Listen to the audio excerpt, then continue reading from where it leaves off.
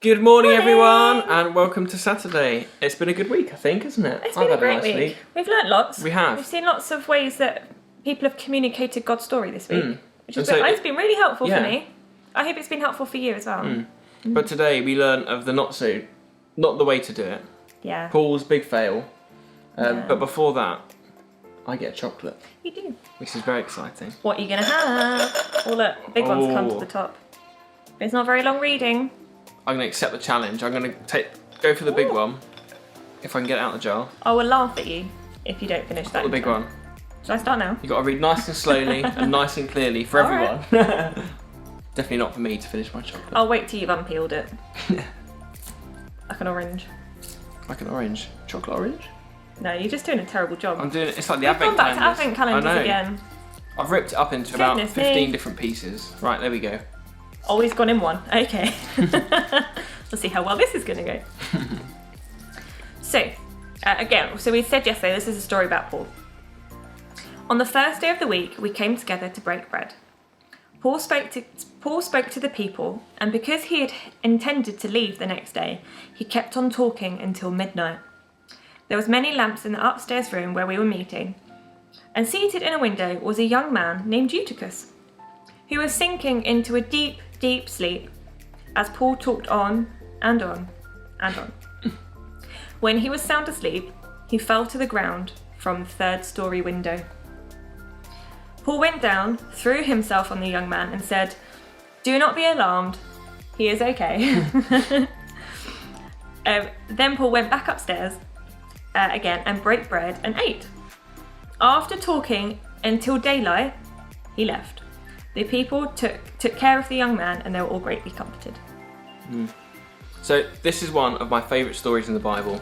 Have you ever seen a really, really long film? Oh, yes. I think the longest film I've ever watched has been probably actually Avengers, isn't it? Yeah, Endgame. Avengers Endgame. It's 3 hours and 2 minutes. Now, watching Endgame, you're like hooked the whole way. There's so much going on. Especially if you've seen all the films beforehand. Yeah. So really good, really fun to watch.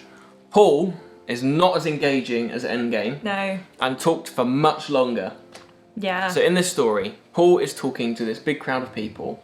Yeah. And he's talking for a really, really, really long time. So long that this poor boy Eutychus, he falls asleep and he falls out a window. I mean, it was midnight, to be fair. It was midnight. He was he probably just wanted to go down and see his mates and got dragged in. Yeah. But he fell asleep and he fell out the window. So while that's sad, what comes next is amazing, is that Paul runs down the stairs, runs out to help him. He's healed of any of his injuries, and he goes back upstairs and starts preaching again. Carries on talking. And so while there is an amazing story here with someone being really healed after falling out a window, the message that we learn is that not everyone can deal with you talking on and on and on. So Paul talks to church in Athens and people there for a long time, but this didn't work everywhere. And so the important thing to know is we have got to adapt what we say to different people, just like we talked about yesterday.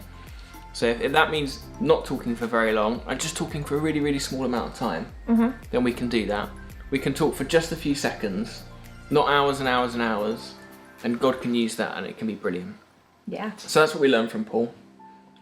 Cool. Paul. It's a good story. Cool Paul, exactly. Jar time. Time for the jar. Yeah. I'm going pink again because that's the only other colour post-it I've got down here. Would you like... Oh no, I haven't got the other one actually. Is there like green? Have we got green ones that we just haven't used yet? I think we've missed the green. Oh, maybe they're in the other room. Maybe next week we're going to have a whole green thankfulness. Yeah.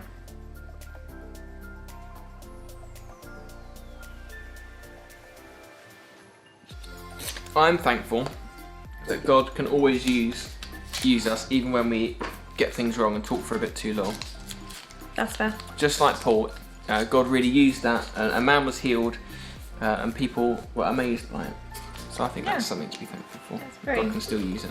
Absolutely. Wonderful. There you go. Okay. We've got a Saturday night game for you. Oh. For your activity day. If you want to. Don't have to, but I think it's quite a fun game. What you need to do is fill some kind of container, so like a hat or a bowl or a glass, if you've got something like that, with lots of pieces of paper that have written on them different topics, like cars, or boats, or films, or Dogs. Peppa Pig, or door handles, or snow, shoes, flowers, shoelaces. Oh. You could go really boring Ears. if you want to. That's quite a good one. And the game is to draw a topic from the hat, and you have to talk about that topic for as long as possible without pausing. Who can speak for the longest about the most boring topic? Let's go on. Let us know. We want to know. I think we might have to film this, mightn't we? We might have to I have think a go. me and you might have to have a go. Maybe we'll do an Easter Sunday special. Or where we can, yeah. That's bold plans. We'll see. Well, you can look forward to it at some point. We won't tell you when. It'll be a surprise longest game competition. But then they won't know when it's coming. Oh, that's true. Ignore that. We'll do something fun. Have a lovely week. Have a lovely weekend. We're going to see you on Monday now. Yeah. Cool. Super. Great. Bye. Bye.